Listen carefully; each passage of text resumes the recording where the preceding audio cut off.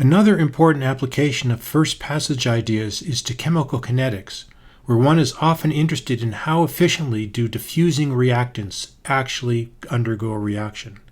This basic problem goes by the name of reaction rate theory. Here is the setup of the problem. Consider a sphere of radius A that is immersed in a fluid that contains diffusing particles. The particles are at some fixed concentration C,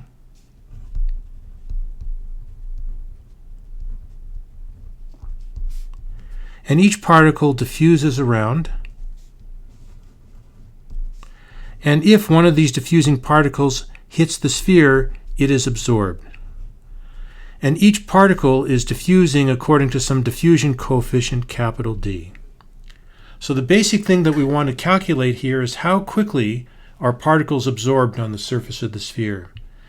This is embodied by something known as the reaction rate, which comes by the letter K. So this is defined as the reaction rate, and it's defined as the number of particles absorbed per unit time. This definition is not quite complete because clearly if we double the concentration, we're going to double the number of particles that are absorbed. So to get an intrinsic quantity, we should divide by the overall concentration. Without doing any calculation, this simple formula already contains a number of surprising results. Let's just do dimensional analysis and ask what is the dimensions of the reaction rate. So the dimensions of particles, there's no dimension. There's a 1 over time, and the concentration is 1 over the volume, and so the dimensions of the reaction rate are a length scale to the power dimension of space divided by the time. On the other hand, what can the reaction rate depend on? And clearly, the only two parameters that describe the system itself is the radius of the sphere and the diffusion coefficient of the particles. So the reaction rate should be a function of the diffusion coefficient and the radius of the absorbing sphere. Now, one more thing to notice is that the dimensions of the diffusion coefficient, we've discussed this earlier in this tutorial, the dimensions of the diffusion coefficient is a length squared divided by the time. So armed with the information that we know the dimensions of the diffusion coefficient and the dimensions of the radius of the sphere, we can infer how this reaction rate depends on the parameters of the system. We know that the reaction rate scales as 1 over the time. The only place that time appears is in the diffusion coefficient, so clearly the reaction rate should be a linear function of the diffusion coefficient. If we use that fact, then we have 2 powers of length in the numerator, whereas the reaction rate has d powers of length in the numerator. So the only way we can engineer things to have d powers of length in the numerator is to have d minus 2 powers of a in the numerator. So from these simple considerations, we infer that the reaction rate should be proportional to the diffusion coefficient times the radius of the sphere to the power d minus 2 power. So this is the basic result of reaction rate theory, that the reaction rate has this dependence on the diffusion coefficient and the radius of the sphere. Let's just look at this in a little bit more detail because this already has some very amazing results. Let's first of all think about 3 dimensions, physical space. In this case, the reaction rate is proportional to the radius of the sphere. And let me put an exclamation point next to this to emphasize the fact that it's not proportional to the cross-sectional area of the sphere, but to the radius of the sphere. So it has an anomalous dimension dependence. On the other hand, if we're below 2 dimensions, then something even weirder seems to occur because it says that below 2 dimensions, this is a function such that the reaction rate increases as A decreases. And again, let's put an exclamation point next to that because clearly this is a nonsensical result. It's not possible to have an increase in the reaction rate as you decrease the size of the absorbing sphere. So the point is that below 2 dimensions, there is a new dependence on system parameters.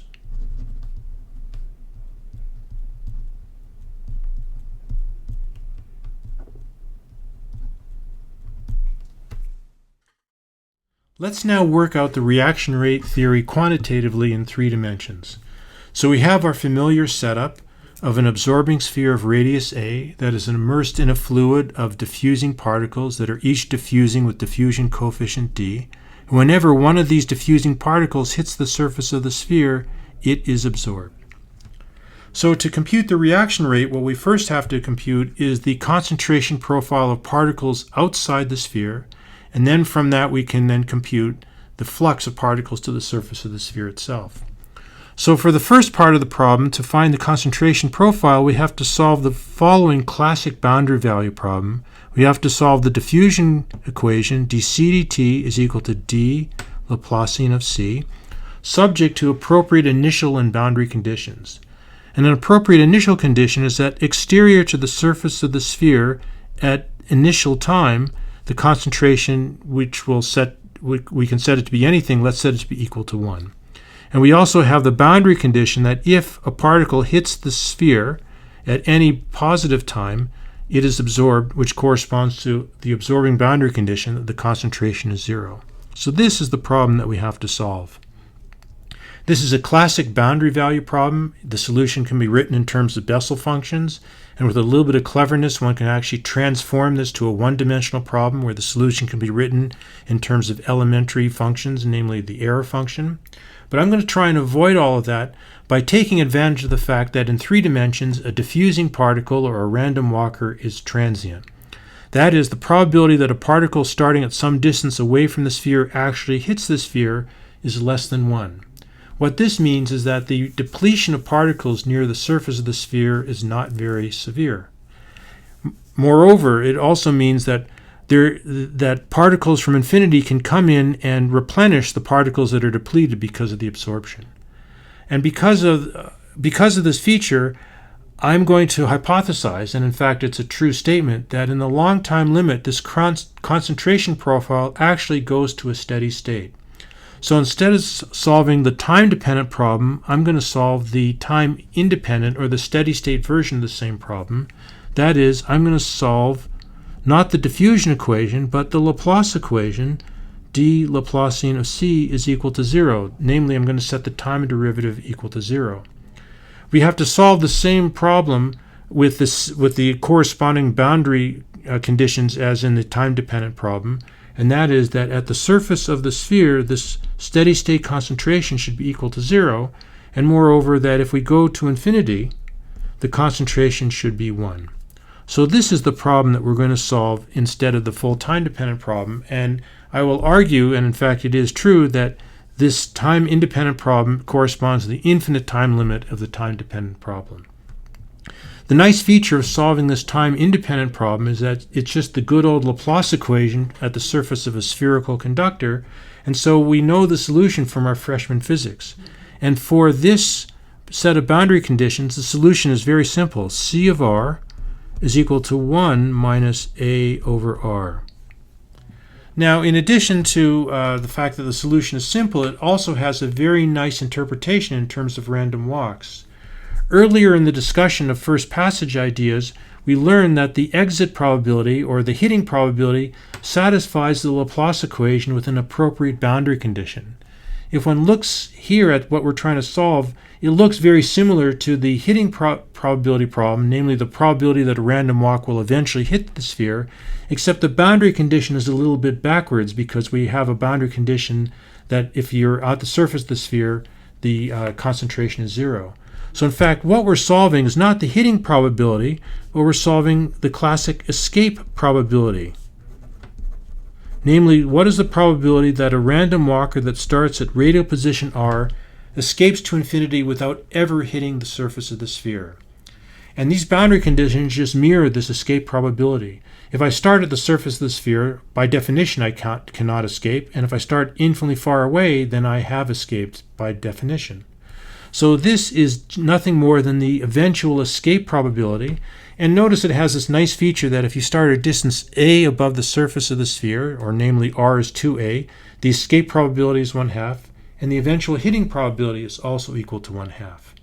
But finally, let's now come to the problem at hand, which is to calculate the reaction rate. So the reaction rate is the flux of particles to the surface of the sphere. So we have to compute the diffusive flux, d gradient of c. We want to compute its dot product with the surface area of the sphere and integrate over the surface of the sphere. And we have to have it with a minus sign because we have the inward surface normal. And so this is a very simple integral to do because it's spherically symmetric. So we have d coming out in front. The concentration field has an a out in front. When I take the gradient of 1 over r, I get 1 over r squared. So we're integrating over the surface of a sphere of radius a of 1 over r squared, which is 1 over a squared, times ds. And this is nothing more than the surface area of a sphere of radius a, which is 4 pi a squared. And so what we get here is 4 pi dA. So as advertised, the reaction rate is proportional to the diffusion coefficient of the diffusing particles, and it's linearly proportional to the length of the radius of the sphere. Notice again that it's not proportional to the cross-sectional area of the sphere. If one solves the full time-dependent problem, it turns out that there is a correction due to the time dependence that goes away in the long time limit, and so the correct answer here, including the full time dependence, is 1 plus a divided by the square root of pi dt. So this is a fundamental result in chemical reaction kinetics, the reaction rate of a sphere of radius a.